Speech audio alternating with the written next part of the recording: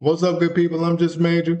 You saw the title. You like the imagery. We're here to talk about it. Buy now, pay later. BNPL. Is it too good to be true? Or is it just layaway all over again? Let's check it out. This burrito bowl dinner on DoorDash comes to $41. But thanks to Klarna, you can make 4 payments of $10.40 over the course of 6 weeks instead. Don't do this. If you can't afford to pay the $41 right then and there, don't do this. Paying $4, was it 44, almost $45 more, $5 more? Don't do it. Just go on a fast, fix your smoothie, but don't do this. Buy now, pay later industry, BNPL, has exploded as an alternative to credit cards. We really believe the credit card industry is going the way of the VHS tape. But will BNPL actually dethrone credit cards? Or will they ultimately just be treated like credit cards? The economics of buy now, pay later. Three companies make up the bulk of the BN. Klarna 26%, Afterpay 21.9%, Affirm 19%. Other companies total 32. Wow. So Klarna is really getting after it. Afterpay is right behind them. Wow.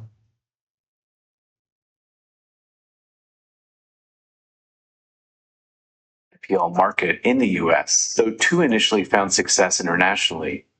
Afterpay co-founder Nick Molnar launched the company in Australia in 2014 to entice more people to make purchases at his jewelry store.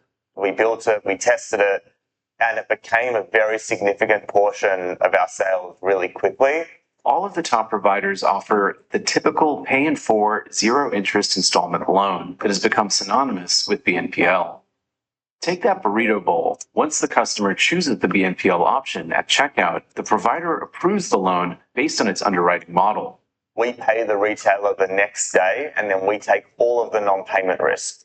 Then, the customer is put on a 4-part repayment plan with no interest. If a payment is late, some providers charge a fee. Providers also charge the merchants to make the loans available to their customers. Sometimes that's as much as 5% of the transaction value. The lion's share of our income, 90+% of our income, is made from the merchant, the consumer. Some lenders, like Affirm, have also begun to offer longer-term loans that carry interest.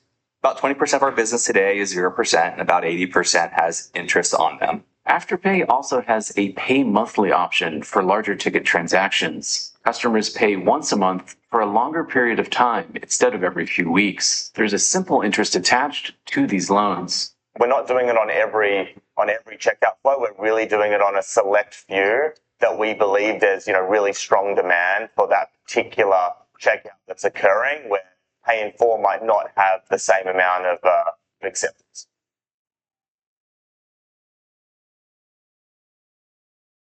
Physical cards that can be used in a brick and mortar store are the next big offering from lenders. That could more or less double the potential market. Let's say you're walking into the store and you ask us to spend $500 on a jacket, then we approve the loan. And then it's just sitting out there waiting for you to actually transact. And then at checkout in the store, you chip your card, and then we pull that transaction waiting out there and attach it to the transaction and put a loan into your account. As the scope of buy now, pay later expanded, the industry's growth has exploded in the US. Buy now, pay later transaction volume has multiplied 20 times since 2019. 20 times, man, it's near 120 billion. Wow. Wow. You can consumers choosing And that's led to growing competition for both customers and merchants.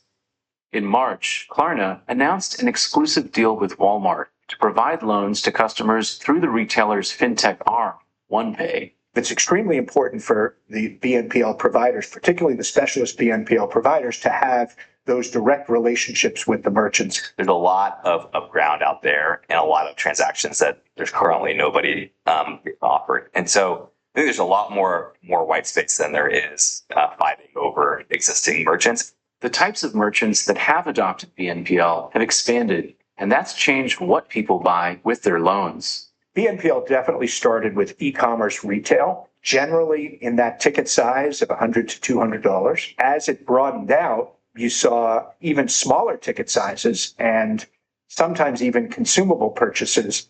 A LendingTree survey found that a quarter of BNPL customers have used them to buy groceries, up from 14% in 2024. We don't think it's our job to judge what a consumer's choice is on a financial product that they want to use. Anytime the consumer is putting down their credit card and using Affirm, we think it's a good thing. I think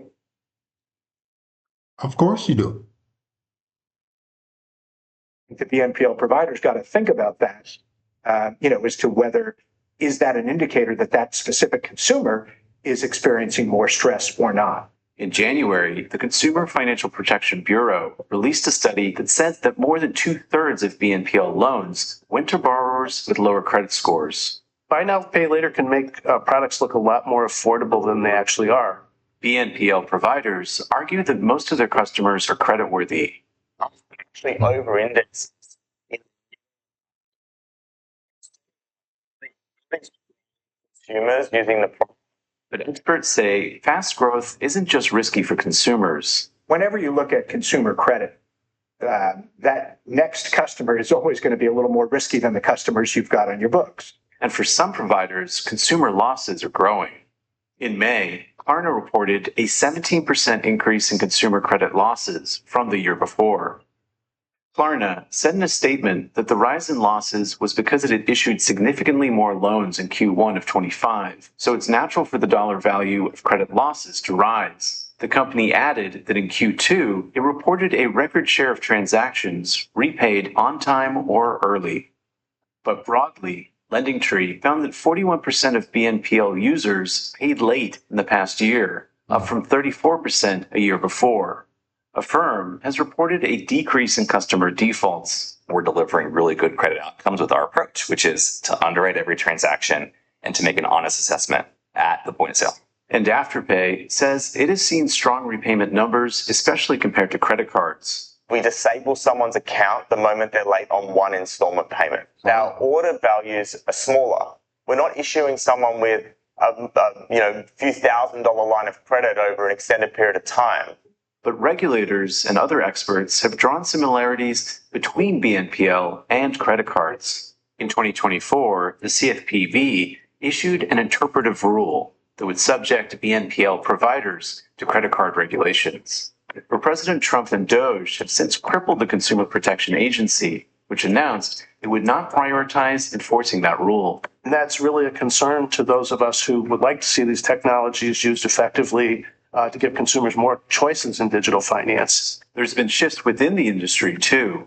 FICO announced in June that it would add buy now, pay later loans to credit reports. That's after Affirm became the first major provider to share consumer data with credit bureaus and TransUnion. But Klarna and Afterpay say they're withholding customer data until they're assured its customers won't be unfairly penalized. Klarna said in a statement that it welcomes FICO's ambition to modernize credit scoring to better reflect BNPL use. It also said that it looks forward to a system where these products can contribute positively to consumers' credit standing.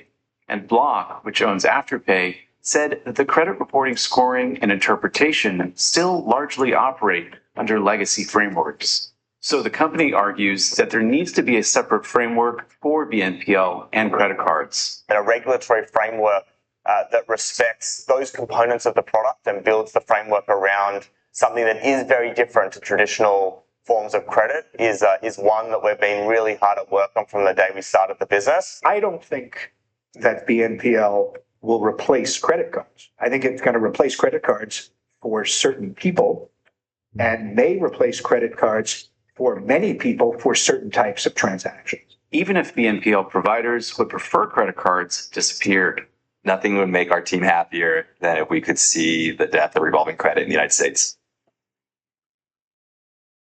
Yeah, we're gonna stop there right there.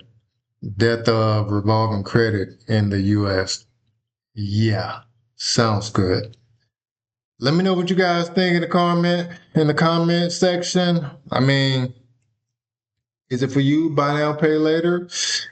Are you up on those credit cards, running them up? Or are you just doing away with credit cards and debt altogether? I'll let you guys. 3 million subscribers. Love it.